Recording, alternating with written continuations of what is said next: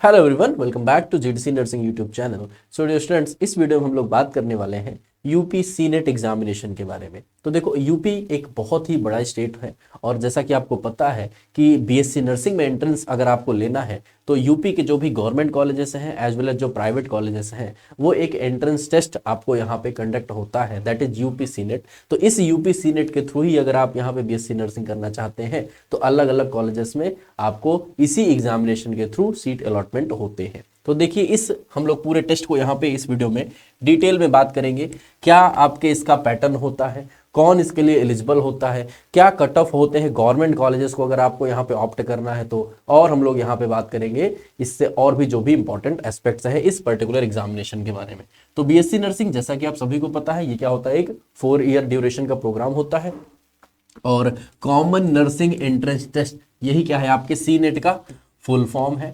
तो यूपी का खुद का आपका ये क्या होता है, एक एंट्रेंस टेस्ट होता है, यूपी आपको यहाँ पे होता है।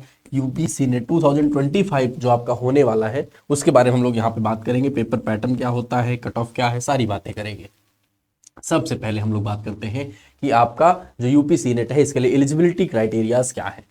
एजुकेशनल क्वालिफिकेशन की बात करेंगे तो यहाँ आपको आप 12th क्लास पास आउट होने चाहिए। यहाँ पे हम थोड़ा बात करें, जैसा कि आपको पता है एम्स का एग्जामिनेशन हो गया, एएफएमसी के एग्जामिनेशन हो गए, तो वहाँ सिर्फ और सिर्फ गर्ल्स कैंडिडेट को ही 100% रिजर्वेशन है। जबकि यहाँ जब आप बात करते हो यूपी सीनेट में, आप बॉयज़ और गर्ल्स दोनों के लिए ये एग्जामिनेशन आप देखते हैं। यहाँ हम बात करें तो जो भी 10+2 स्टूडेंट्स हैं जो पास आउट हो चुके हैं, जिन्होंने बायोलॉजी से आपका इस 10+2 को क्वालिफाई किया है, क्लियर किया हुआ है, फिजिक्स, केमिस्ट्री, बायोलॉजी और English as a compulsory subjects उनके थे, तो वो लोग क्या होते हैं इस एग्जामिनेशन के लिए एजुकेशनली आपके एलिजिबल हैं। बात करते हैं एज लिमिट की, तो यहाँ जो एज लिमिट है दैट इज मिनिमम 17 ईयर्स आपकी एज होनी चाहिए और मैक्स टू मैक्स आपकी ये 35 ईयर्स तक आपकी हो सकती है। डोमिसाइल की बात करते हैं तो यहाँ डोमिसाइल के लिए आपका यूपी का कैंडिडेट होना मस्ट है। यहाँ आपको उत्तर प्रदेश कि आप क्या होने चाहिए, निवासी जिसको आप कहते हैं वो होने चाहिए। बात करें यहाँ पे थोड़ा सा अगर हम कि कितना परसेंटेज भी क्या कुछ है क्या, हाँ जी, तो देखो आपका अगर हम बात करें तो 45% आपका 10+2 में क्या होना चाहिए, मार्क्स होने चाहिए। बात करें डोमिसाइल की तो हाँ जी, आप यूपी के मूल निवासी होने चाहिए। फॉर्म की बात करें, कब इसके फॉर्म्स आते हैं, तो अब तक जो प्रीवियस ईयर का जो डेटा है उसके अगर हम बात करें तो अप्रैल और मई के करीब में इसका आपका क्या आ जाता है, फॉर्म्स आ जाते हैं। एप्लीकेशन फॉर्म्स आपके अप्रैल और मई के दौरान पे आते हैं। और एग्जाम की बात करते हैं तो जून में इसका एग्जामिनेशन देखने को मिलता है। एक बड़ा इंपॉर्टेंट पॉइंट यहाँ पे ये है कि आपको पता है कि ईडब्ल्यूएस और अदर जो भी कैटेगरी रिजर्वेशन होते हैं तो उसके लिए आपको हमेशा ध्यान रखना है कि जिस ईयर में आप एडमिशन लेने वाले हैं उस ईयर के 1 अप्रैल का आपका क्या होना चाहिए, उसके बाद का आपका वो पर्टिकुलर सर्टिफिकेट होना चाहिए। तो ये ईडब्ल्यूएस के लिए हम लोग पहले से बता देते हैं, क्योंकि आपको कई बार क्या होता है लास्ट टाइम पे एक कंफ्यूजन ऐसा क्रिएट हो जाता है, तो पहले से ही आप इन चीज़ों को ध्यान रखिएगा। बात करते हैं कि भाई क्या क्या आपका यहाँ पे पेपर पैटर्न कैसा होता है, सिलेबस क्या रहता है, तो इसको थोड़ा सा हम जानते हैं।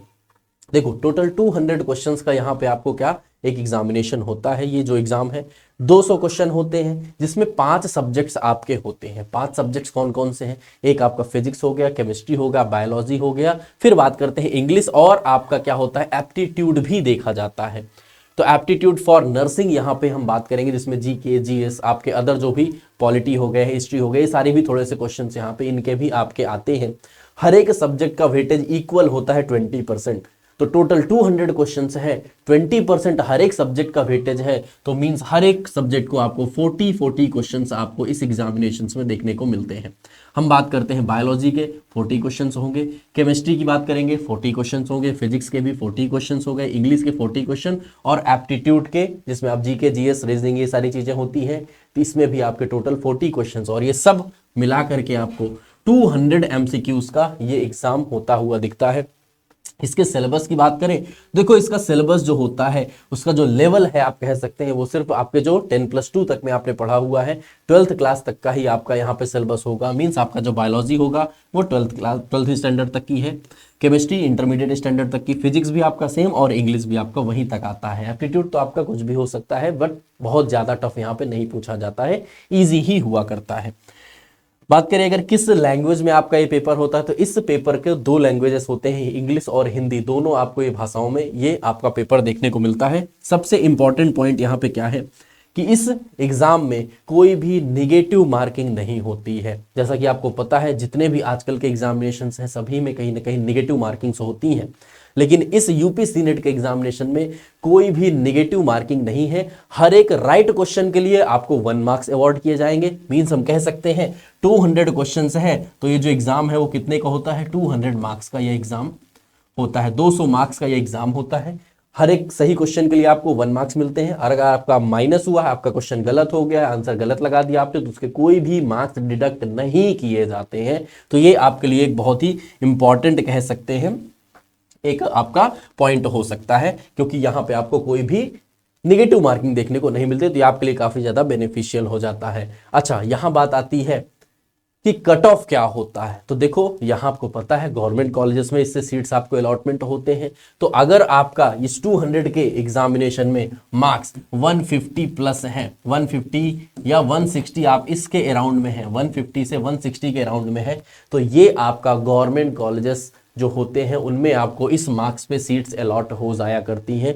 मिनिमम आप कह सकते हैं कट ऑफ जो है तो वो आपका नियर अबाउट इतना तक आ जाता है। मॉप अप राउंड में कई बार ये 2-4 नंबर और भी कम हो जाते हैं। ये हम स्पेशली कट ऑफ बात कर रहे हैं डियर जनरल कैटेगरी के स्टूडेंट्स के लिए, कि अगर आप जनरल कैटेगरी के स्टूडेंट्स हैं तो 155 टू 160 मार्क्स अगर आपके हैं तो आपको जो अच्छे टॉप के गवर्नमेंट कॉलेजेस हैं यूपी में उस मार्क्स पे आपको वो कॉलेजेस अलॉट हो जाते हैं।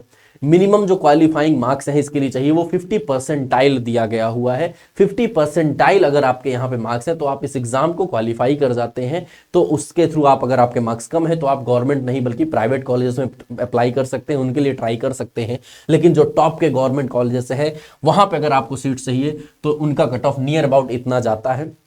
आप अगर वहीं पे अगर प्राइवेट कॉलेजेस की बात करते हैं तो अगर आपके मार्क्स 120 या 130 के अराउंड में आ रहे हैं तो जो टॉप के प्राइवेट कॉलेजेस हैं इस मार्क्स पे आपको वो अलॉट हो सकते हैं। इस तक में आपका उनका कट ऑफ जाता हुआ दिखता है। हाँ, गवर्नमेंट कॉलेजेस हैं तो उनके लिए थोड़ा सा कट ऑफ आपको पता है हाई होना ही होना है, क्योंकि वो फैसिलिटीज काफ़ी अच्छी देते हैं। साथ ही साथ वहाँ पे आपका अगर हम बात करते हैं कॉस्ट ऑफ, तो कॉस्ट काफ़ी वहाँ पे कम होता है आपका, चाहे आप हॉस्टल्स की बात करते हो या फिर आप पढ़ने की बात करते हो, आपका ट्यूशन कॉस्ट वगैरह भी काफ़ी ज़्यादा वहाँ पे लेस होता है, फीस वगैरह बहुत ही कम होती है। इस वजह से उनका कट ऑफ थोड़ा सा ऑब्वियस सी बात है हाई होना ही होना है। अगर आप लोग भी इस एग्ज़ाम की प्रिपरेशन कर रहे हैं तो पहले से इन चीज़ों को अपने साथ देख लीजिए और अभी से इन एग्ज़ाम्स की प्रिपरेशन के लिए लग जाइए। मिलते हैं आप लोगों के साथ एक और किसी वीडियो में किसी और एक नए इन्फॉर्मेशन के साथ। Thank you all.